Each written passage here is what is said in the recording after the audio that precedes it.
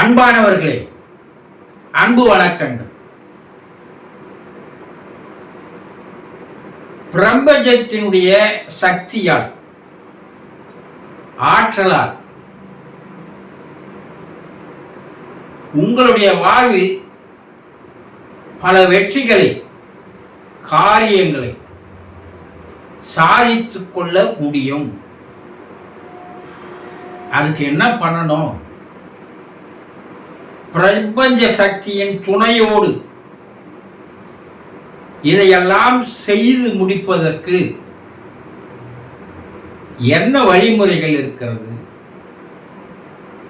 என்பதை நீங்க தெளிவா தெரிஞ்சுக்கிட்டீங்கன்னா வாழ்வில் எல்லாமே சாதிக்க முடியும்.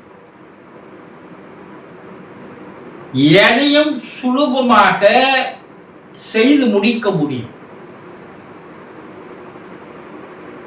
இதுவரை உலகில் வெற்றி பெற்றவர்கள், சாதித்தவர்கள், சரித்திரம் படைத்தவர்கள் எல்லாமே இந்த சூட்சுமத்தை, ரகசியத்தை தெரிந்து கொண்டவர்கள். அப்ப நாங்க என்ன செய்யணும் சொல்லுங்க குருஜி. நாங்களும் பிரபஞ்சத்தினுடைய துணையை தேடுகிறோம், ஆதரவை தேடுகிறோம்.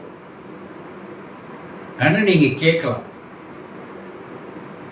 பிரபஞ்சத்திற்கும் உங்களுடைய மனதில் எழுகின்ற எண்ணத்திற்கும் ஒரு நெருங்கிய தொடர்பு, உறவு இருக்கிறது. அது உங்களுக்கு தெரியுமோ தெரியாது. அது தெரியாததுனால்தான் வாழ்வில் நீங்க வாழ்க்கையில பல்வேறு கஷ்டங்களை, துன்பங்களை அனுபவித்துக் கொண்டிருக்கிறீர்கள். எங்க எண்ணத்துக்கும் பிரபஞ்சத்திற்கும் எப்படி ஒரு தொடர்பு இருக்குது நீங்க கேட்கிறீங்க. இந்த பிரபஞ்சம் என்பது காஸ்மிக் அலைகளால், பிரீக்குவன்சிகளால், அலைவரிசையால் செயல்பட்டு கொண்டிருக்கின்ற ஒன்று. இந்த காஸ்மிக் எனர்ஜி என்று சொல்லுவார்கள் இல்லையா? இந்த காஸ்மிக் எனர்ஜியானது அதுதான் உங்களுக்கு உதவி புரிகிறது, ஆதரவு அளிக்கிறது, உங்களை தூக்கி உயர்த்தி விடுகிறது. உங்களுடைய எண்ண அலைகள் இருக்கு இல்லைங்களா? நீங்க மனசுல எதையோ எண்றீங்க, எதையோ நடக்கிறீங்க. அது உங்களுடைய மனதில் இருந்து ஒரு எண்ண அலைகளாக, ஒரு பிரீக்குவன்சிகளாக, ஒரு அலைவரிசையாக இந்த பிரபஞ்சத்தில் பரவுகிறது. நீங்க எதை வேணாலும் நினைங்க. நல்லதை நினைச்சாலும் சரி, கெட்டதை நினைச்சாலும் சரி, அது உடனே அந்த எண்ணமானது ஒரு அலைவரிசையாக மாறி உங்க உடலை சுற்றி பல அடி தூரத்திற்கு அந்த அலைவரிசையானது செல்கிறது. இப்ப உங்களை சுற்றியும் உங்களுக்குள்ளேயும் இறைவன் இருக்கிறான். நீக்கமர நிறைந்திருக்கின்ற பரிபூர்ண ஆனந்தமயமானவன் சொல்றாங்களா இல்லையா? இப்ப சயின்ஸுக்கும் ஸ்பிரிச்சுவலுக்கும் எவ்வளவு நெருங்கிய தொடர்பு உண்டுன்னு பாருங்க. ஸ்பிரிச்சுவல்ல இருந்துதான் சயின்ஸே உருவாகிறது. இந்த சயின்ஸுக்கு அடிப்படையே, அறிவியலுக்கு அடிப்படையே ஆன்மீகம்தான். இன்றைய கண்டுபிடிப்புகள் எல்லாமே நம்முடைய முன்னோர்கள், ரிஷிகள், முனிவர்கள், யோகிகள், சித்தர்கள் கூறி சென்ற அடிப்படை காரணங்களால், ஃபார்முலான்னு சொல்றாங்களா, பேசிக் ஃபார்முலா, அதை வைத்துத்தான் இன்றைய விஞ்ஞானம் பல்வேறு காரியங்களை கண்டுபிடித்து சாதித்துக் கொண்டிருக்கிறது. இந்த பேசிக்கை தெரிஞ்சுக்கிட்டீங்கன்னாவே நீங்க வாழ்க்கையில பல காரியங்களை சாதிக்கலாம். அப்ப இந்த பிரபஞ்சத்தில் அந்த இறைவன், தெய்வம், கடவுள் என்பவன் கண்ணுக்கு தெரியாத ஒரு அலைவரிசையாக, ஒரு பிரீக்குவன்சியாக செயல்பட்டு கொண்டிருக்கிறான் என்பதை தான் பிரபஞ்சத்தினுடைய காஸ்மிக் பவர் என்று விஞ்ஞானம் கூறுகிறது. இப்போ உங்களுடைய எண்ண அலைகள் அந்த காஸ்மிக் பவரோடு போய் சேர்கிறது. நீங்க நல்லதே எண்ணீங்கன்னா அந்த நல்ல எண்ண அலைகளானது அந்த காஸ்மிக் பவரோடு போய் சேர்ந்து இந்த காஸ்மிக் பவர் என்ன செய்யுதுன்னா அந்த ஃப்ரீக்குவென்சியானது நல்ல எண்ணங்களை அது தன்னுடைய தேக்கத்தில் வைத்திருக்கிறது. இந்த உலகத்துல எத்தனையோ கோடி மனிதர்கள் இருக்கிறார்கள். அத்தனை கோடி மனிதர்களுடைய மனங்களும் வேலை செய்யுது இல்லையா? அப்போ அந்த மனிதர்களுடைய நல்ல எண்ணங்களும் தீய எண்ணங்களும் இந்த பிரபஞ்சத்துல அலைவரிசையா பரவி இந்த ஆகாய வழியில் தேக்கத்தில் இருக்கிறது, தேங்கி கொண்டு இருக்கிறது. இப்போ நீங்க நல்ல எண்ணங்களை எண்ணினால் அந்த எண்ண அலைகளானது இந்த ஆகாய பெருவெளியில் போய் சேர்ந்து அந்த பிரபஞ்சமானது ஆகாய வெளியானது வெட்ட வெளியானது என்ன பண்ணுதுன்னா உங்களுடைய எண்ண வரிசைகளுக்கு ஏற்றார் போல் ஏற்கனவே தேங்கி இருக்கின்ற இருப்பில் இருக்கின்ற அதே எண்ண அலைகளை பல மடங்கு உங்களுக்கு சேர்த்து உங்களிடம் மறுபடியும் அனுப்புகிறது. இதை நல்லா தெரிஞ்சுக்கினீங்கன்னாவே வாழ்க்கையில ஒரு மாற்றம் வந்துடும். நீங்க நல்லதே எண்ணி நல்ல எண்ணங்களையே எண்ணினால் பாசிட்டிவ் திங்ஸ் அந்த எண்ணங்கள் பிரபஞ்சத்துல போய் நீங்க ஒரு நல்ல எண்ணம் எண்ணினால் அது பிரபஞ்ச ஆகாய வெளியில் வெட்ட வெளியில் போய் என்ன பண்ணுதுன்னா அந்த இறை ஆற்றல் இறை நிலையானது உங்களுக்கு 100 நல்ல எண்ணங்களை அது ஒரு நல்ல எண்ணங்களோடு சேர்த்து உங்களிடம் அனுப்பி வைக்கிறது. இல்ல நான் கெட்ட எண்ணங்கள் எண்ணுகிறேன் அப்படின்னீங்கன்னா அந்த கெட்ட எண்ணங்களும் ஆகாய பெருவெளியில் போய் சேர்கிறது. அந்த ஆகாய பெருவெளியானது 100 கெட்ட எண்ணங்களை அதோடு சேர்த்து மறுபடியும் உங்களுக்கு என்ன பண்ணுது? அனுப்பி வைக்கிறது. கெடுவான் கேடு நினைப்பான் சொல்றாங்க இல்லையா?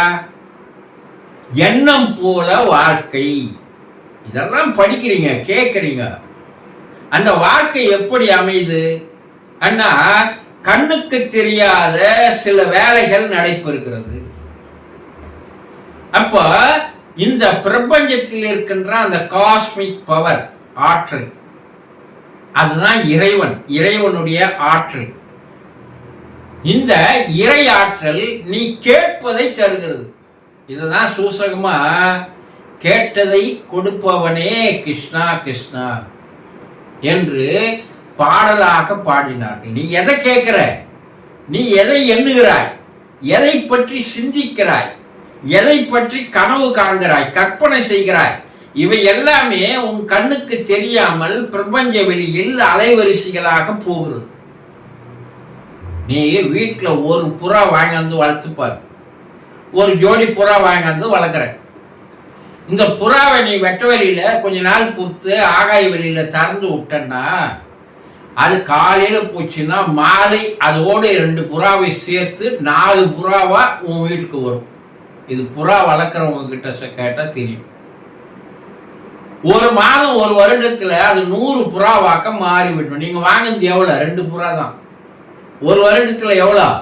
அது சேரவானா, முட்டை போடவானா, அது குஞ்சு பொறிக்குவானா, தானாகவே 100 புறாக்களாக மாறிவிடும்.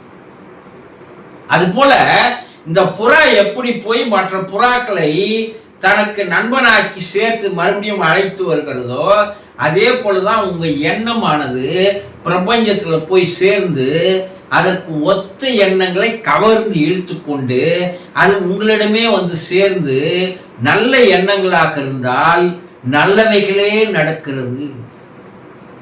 கெட்ட எண்ணங்களாக இருந்தால் உங்களுக்கு மேலும் மேலும் கெட்டதே நடக்கிறது. பட்ட காலிலேயே படும்னு சொல்றாங்கல்ல. இதைதான் நம்முடைய முன்னோர்கள் ஒத்ததை ஈர்க்கும் என்று சொன்னார்கள்.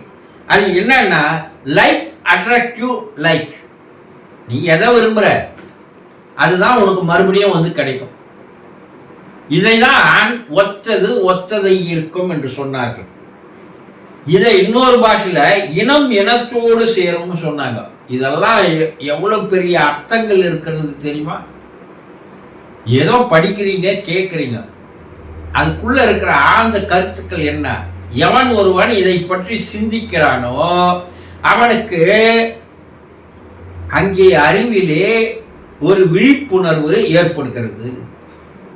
அப்போ நீங்க நல்லதை எண்ணினால் நல்லவைகளையே பிரபஞ்சம் தருகிறது, இறைவன் தருகிறான்.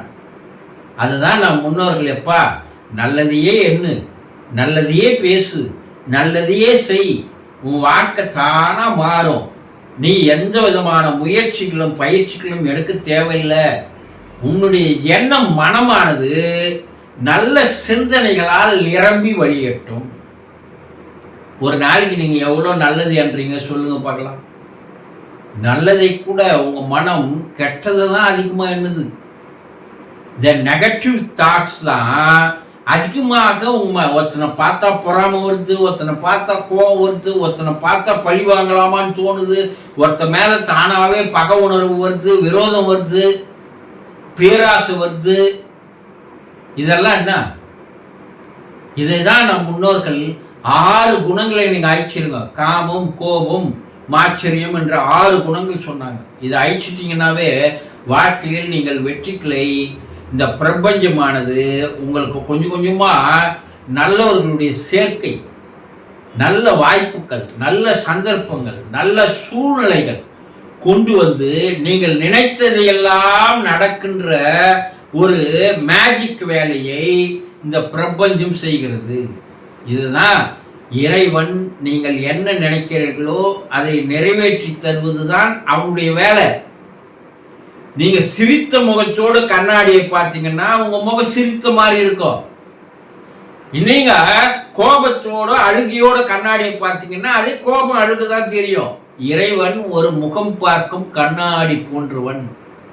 நீ எந்த நிலையில பார்க்கிறியோ அந்த நிலைதான் பிரதிபலிக்கும். நீ என்ன எண்ணத்தோடு வாழ்கிறியோ அந்த எண்ணம் தான் உங்களுடைய வாழ்க்கையை படிப்படியாக உயர்த்தும் என்பதை தெரிந்து கொண்டால், நல்ல எண்ணங்களை மட்டும் எண்ணீங்கன்னாவே பிரபஞ்சம் உங்களுக்கு, இறைவன் உங்களுக்கு பல நல்ல காரியங்களை செய்து தருகிறான் என்பதை புரிந்து கொள்ளுங்கள். சந்தோஷம்.